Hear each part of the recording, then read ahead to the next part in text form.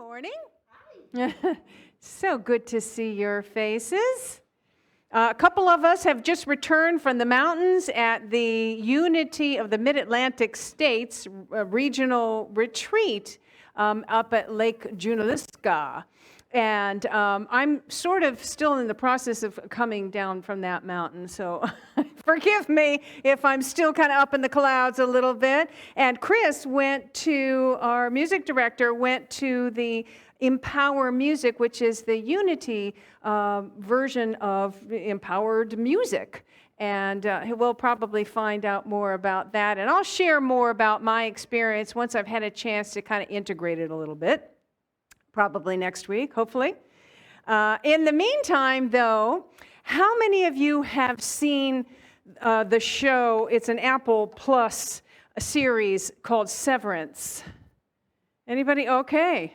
Yeah, okay. Then you want to walk out of the room before I give you the spoiler alert.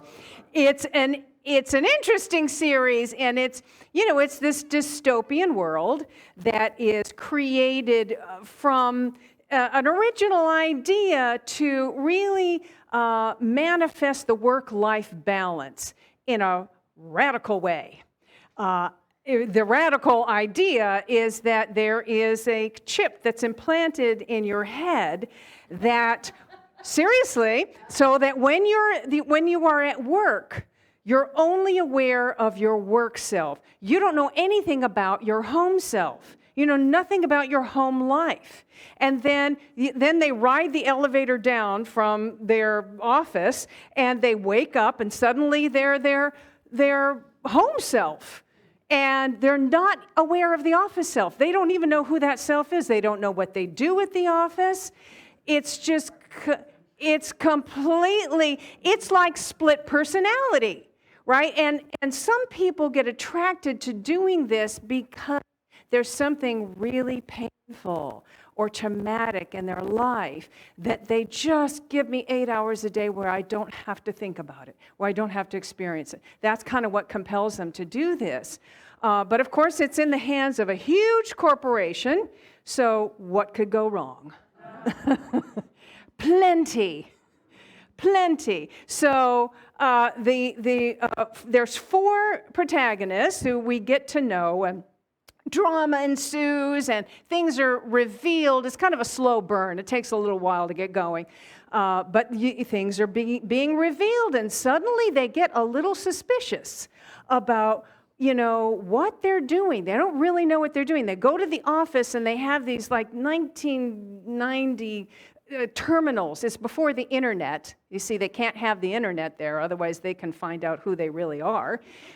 They're really kept in the dark. It's these old-fashioned terminals. You know those old screens? They were like green, and they had little flashing yellow light, and those old graphics. And it's kind of like a Atari game. It's they capture these numbers and they put them in a little box, and they don't know what they're doing, right? This is their task. They do this all day long.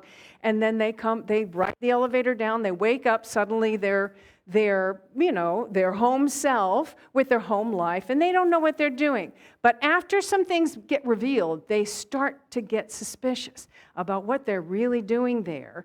And their work self gets really curious about their home self. Like, do I even have a family? What is my life like?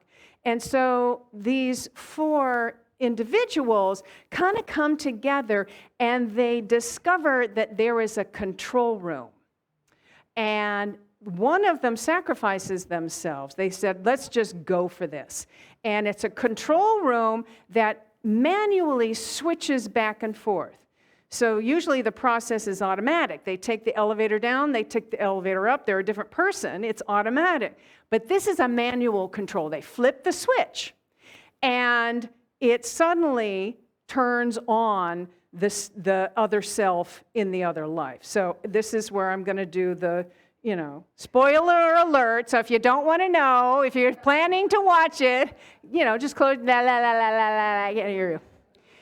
So, okay. Warned.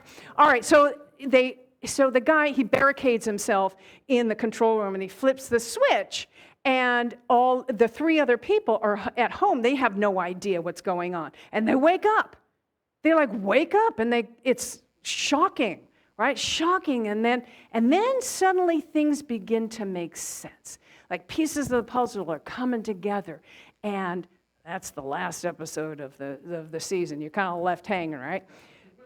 So I got to thinking, what would it be like if we just flipped the switch and suddenly came awake to our infinite self, that infinite, divine, loving, limitless self in the middle of our human experience, right? And like suddenly.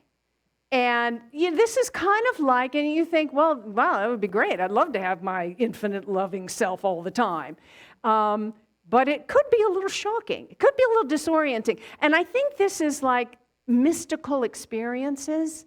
You know, people, when they talk about mystical experiences, and I have had a mystical experience, and it was very much like that. I think I've shared this before, but it was when I was 15 or 16, and yoga and meditation were kind of pretty new, and I joined this yoga class, and all of these people, it must have been 40 people, and at the end, we got together and chanted Om. And that chanting of Om just sent me out of my body, and my consciousness ended up at the top of the room, and I was connected with every single being. It was just all one love. It was just all one light. There was no place where I ended and the other person began. It was just one ball of love. And it was fabulous. And it must have lasted maybe a minute and a half at most. And then I was back down in my body. But of course, that changed my life because I wanted, like, what is that? I want more of that. I create that again, you know, and what is that all about? It set me on a path, on a spiritual path. But when I think about it now, I think, well, there's no way I could be living like that all the time. You know, living just like no awareness of where I ended and the other person began. You know, I would just be like constantly, they'd have to lock me up in a rubber room. I mean, you know, I couldn't function. You know, you couldn't function in the physical world if that was my everyday experience. So it's a good thing, right?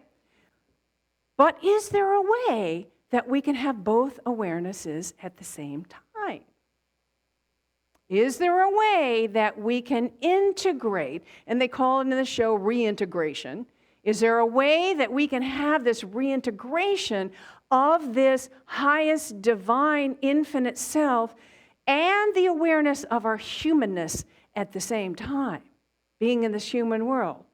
I think so, right? I think it's kind of our goal, isn't it? It's kind of why we come here, to have that experience. I mean, wouldn't it be great if we could just sort of manually switched on that loving divine self in the midst of a difficult relationship experience or the middle of, hatred or division? We could just be that presence of love. Wouldn't it be great if we could just switch on that awareness of our wholeness in the midst of a physical challenge or an illness? And it'd be great if we could kind of switch on that infinite peace that we are in the midst of a challenging, chaotic experience. Or switch on the awareness of our infinite abundance in the midst of a financial limitation experience. And I think that's, wouldn't it be great to have this experience of our wholeness, our limitless divine nature in the middle of our humanness, and to integrate that, not to deny our humanness. We never want to deny our humanness. We just don't want to be limited by it. We don't want to get trapped into just one aspect of who we are. One small aspect, because we are so much more than that. So the last 3 months, we have been visiting this series, Body, Mind, and Spirit, right? Each month looking at each aspect of our being. So in July, I think, we focused on body. And so we were looking at that and how to create more wholeness, more well-being, more of a sense of aliveness in our body, but at the same time, honoring our humanness, having compassion for our pain, having compassion for, ourselves trying to navigate our world through this, through this upside down separation thinking world, to have compassion for that. And then in August, our focus was on mind. And we were exploring the power of our mind, the power of our thoughts in creating our experience and how we can change that thought, right? We transform our lives by the renewing of our minds, how we do that. And, changing our perception changes our experience, right? And then this month, the month of September, we've been exploring spirit and what that is. What is our infinite divine nature, our infinite divine spiritual nature? How do we connect with it, and how do we see it in others? So we've explored each month, diving deeply into all three aspects of our being. And so as we do this, as we explore deeply each aspect of our being, body, mind, and spirit, and really know it completely, and then we integrate it together. Then we integrate it into a whole. That is full spectrum living. That is living fully, living full out. Who wants to live full out? Who wants to experience full spectrum living? Yes. That's what we come here, right? That's why we support each other in this work, in this practice, right? So, many different ways that we come together to practice this, right? Because it takes practice. First of all, there's an awareness of it. We have to wake up and then practice living fully, practice the full spectrum living. So here at Unity Center of Peace, we have many ways that we support each other and we practice it. Sunday morning, between the music and the prayer and the meditation and the message, that helps to create an awareness of who we truly are, connects us with love, with each other. That's a big part of it. It gets us to feel our oneness and gets us to think how we can activate that in our lives, how we can put it in our daily life. The deep dive discussion group that Gaines has started, and it was only once a month, but now we're expanding that because other people want to facilitate that. That's meeting after the service where you can connect with others in a communication and discussion and talk about how, what did she mean or he mean, whoever was speaking that day, and how can I take that even deeper? I'm getting there, Gaines. Be patient. Oh, you're talking about the outdoor sacred spaces? Is that what you mean? That was next on my list. Yeah, these events in the outdoor, in our outdoor.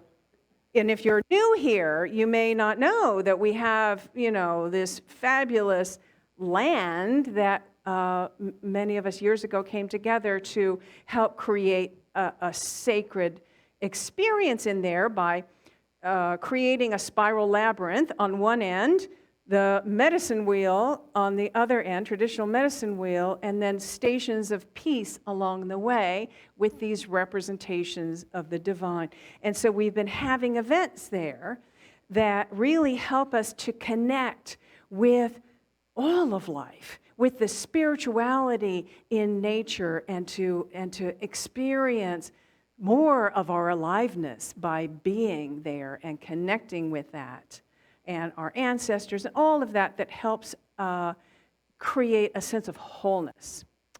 The prayer team that you can go to after the service, 3-minute miracles, that you can sit with somebody and who will hold the high watch for you, who can see it from the highest possible perspective, whatever's going on in your life, and help you to see it. That's how we practice that. Other ways we do it, classes and workshops, right? The classes and the workshops, this is where transformation happens, because this is where you take, what you've been inspired by, and you learn how to apply it to your individual experience, to whatever your need is, whatever your individual situation is. That's when you transform, because you're now, oh yeah, I see how this can apply to my life. So coming up this month of October is our affirmative prayer class, and I'll be facilitating that. So this is a class where you learn the 5 steps of affirmative prayer. They call it Unity Prayer. And those 5 steps are really designed to get us into that higher divine, again, that field of the absolute, that higher divine awareness, and we accept that we are co-creators with Spirit, and we call forth our good, and then we just rest in gratitude and joy as we witness that good just naturally blossom in our life. It's really the keystone of Unity teachings is affirmative prayer and meditation. How many people are planning to take that affirmative prayer class and learn this? Yeah, it's a really essential tool. Participating on a volunteer team, on a ministry team, that's sacred service, or seva is the term. It's sacred service. And when you serve on something that helps someone else, it takes you out of your littleness. It takes you out of your own little wrapped up in your problems and your ego. And you forget about that, and you open your heart and you allow that infinite love to pour through you to others, right? And then you experience more love, more joy, just through that process. And then we have an opportunity to practice generosity. To practice generosity here in sharing of our abundance. And I say practice because it is a practice, right? So generosity is our innate nature. That's our true divine nature. We are the expression of the eternal givingness of the universe. The universe is constantly giving. And we're created in the image and likeness. We are that in expression. So we are the expression of generosity, but it takes practice, because we all know there's a lot of fear around it. A lot of fear around finances, right? A lot of collective consciousness of not enough-ness and limitation, and we get kind of caught in that. So we have to practice it. We have to remember that infinite abundance that's always flowing through us, and practice. So you'll have an opportunity today to really step into that law of circulation as we do that. But these are all the ways that we practice living fully, this full spectrum living. All aspects of our being come together, and then we're alive. And then we could shine that light out to the world. When we are shining, when we are that light, it helps others, because people go, oh, wow, what's that person doing? I want to know what that person's doing. How are you getting there? It's just a light that continues to grow quantumly if we allow it to. So this is why we come here. This is what you are supporting here at Unity Center of Peace, are all the ways that we are living this full spectrum living, and that we're sharing it with the world. So, this is the conclusion. Today is the conclusion of our stewardship season. And we've been asking you all month to really consider what Unity Center of Peace means to you, what value it has for you. and not even just for you, but also for others, and also, into the greater whole. Because as we rise, our consciousness rises, and our vibration of love rises, we're helping to rise the collective consciousness. The collective consciousness is uplifting. So it's a blessing, not just for us personally, but you want to think about it in terms of the whole community. So what value is that? What does that mean for you? And so, as we've mentioned before, we sent a letter with an intentional giving card to all of you. And if, honestly, if you're new here, if you're just visiting, then don't, just hold space for others, because this is for members and friends. So the intentional giving card that we sent. So if you remember to bring it today, go ahead and take it out. And there's already a few that have already brought it. So it's already here, and you can participate in this because I have it. It's going to be blessed here. Yes, thank you, Maria. If you haven't, there's no judgment. If you forgot it, just Maria will pass this out and put it in your hands. Take a moment to look at that and consider. Consider. There's different ways that you can be supportive of what we're doing here and supportive of this community and the difference it's making in your life, and to ensure that it will continue to be here. And so I'm going to guide you in a meditation in just a minute. And we're just going to open our heart and have that experience of jumping into that flow of generosity. And after the meditation, we'll do an affirmation, and then I'll ask you to kind of line up from the back row up to the front and come up, and you can fold it in half just for privacy after you're finished completing it, right? And then we'll bless that. And we have, as we always do, chocolate communion. So as you drop your card here, please take a chocolate. I think the red ones are dark chocolate. Yes, right. And the blue ones are milk chocolate. So you have your choice. All right. So if you would take your card in your hand and close your eyes and begin to relax your body.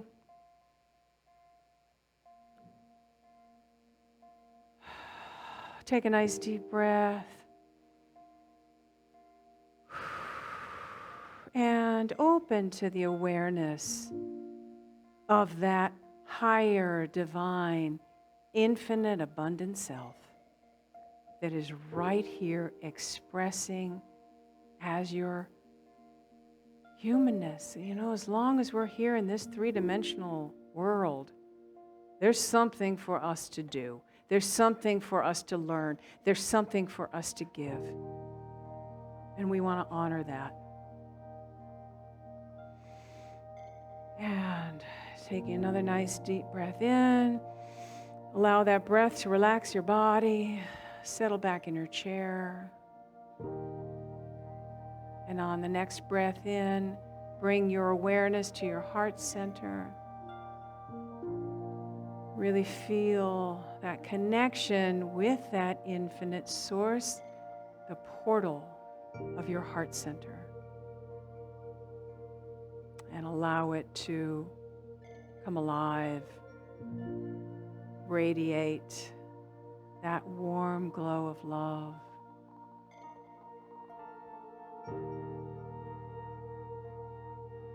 In this moment, we want to become aware of all of the blessings in our lives. Let's start this with gratitude. All of the blessings. For our health, for our well-being, the fact that we're here, that we can come together and experience love, experience like-minded, open-hearted people, spending time. How grateful we are to be in this beautiful place. We are nestled in the forest, this sacred forest. It's glorious. It's beautiful. We are so blessed to be here.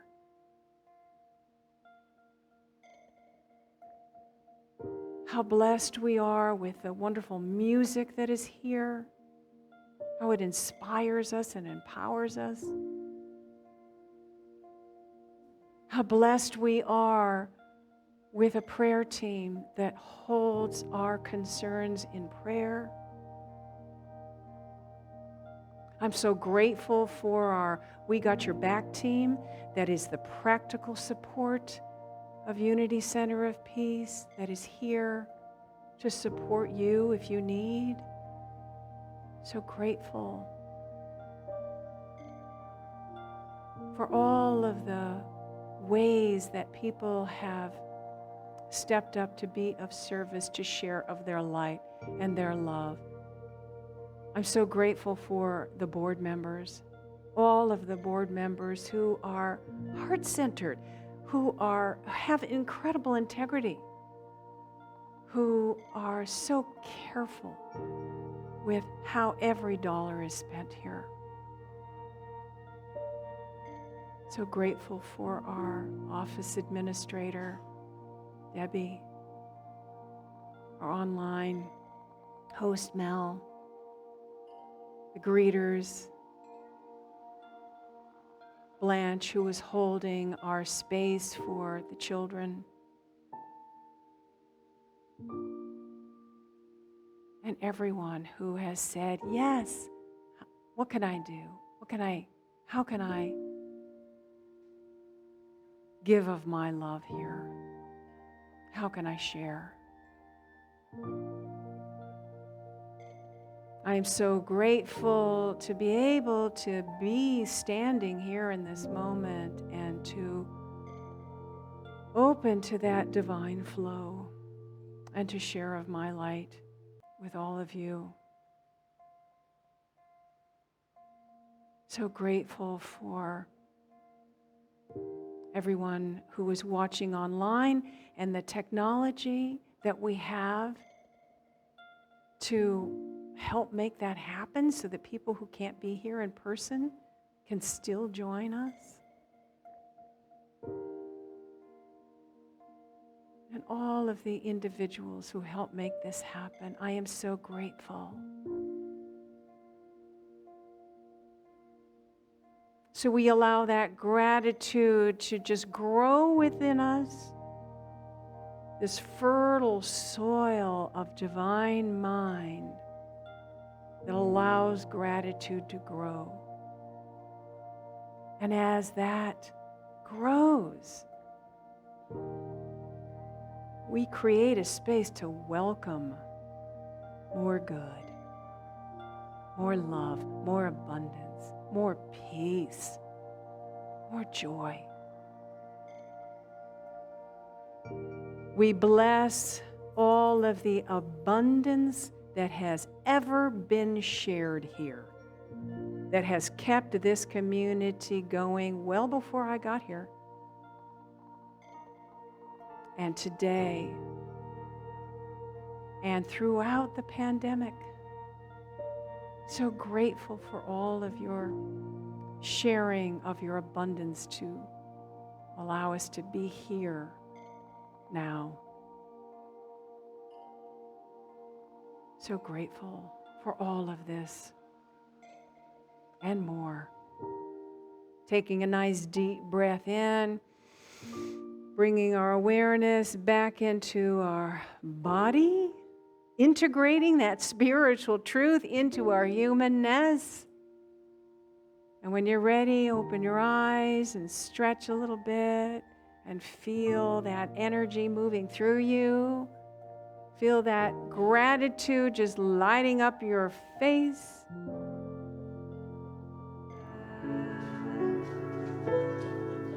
Thank you, Chris. Thank you, all of you. Let's just do a couple of affirmations from the back of the card. I realize you don't have it now, so I'll prompt you, don't worry. Here's the first one. I am a child of the universe, richly endowed with the fullness of all good. All good. As I give way to the divine flow. Give way to the divine flow. The presence of God is my instant, constant, and abundant source of supply. The presence of God is my instant, constant, and abundant source of supply. And our last one. I am a richly endowed expression of an opulent universe. I am a richly endowed expression of an opulent universe. There is always a sufficiency to do the things I want and need to do. There is always a sufficiency to do the things I want and need to do, and so it is.